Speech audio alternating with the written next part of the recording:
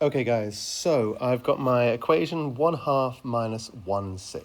My first step is to make sure that my denominators are the same, and they're not at the moment, so I need to do something about that. Let's see what I can do. Well, I can multiply 2 by 3 to get 6, and if I'm doing something at the bottom, I also have to do it by the top, so I multiply by 3 at the bottom, I multiply by 3 at the top.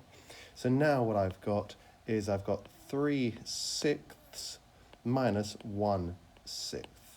I now just do a quick bit of maths, and I can say that 3 minus 1 over 6 is what I've got, and so I've got 2 over 6.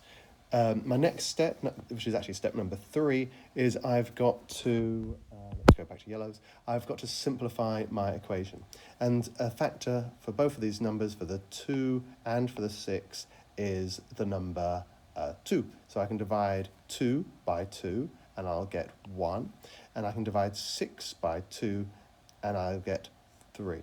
Just like before, over here, when we multiply top and bottom by, or multiply top and bottom by the same number, over here we're going to divide both sides by the same number. And then we end up with 1/3 as our final answer.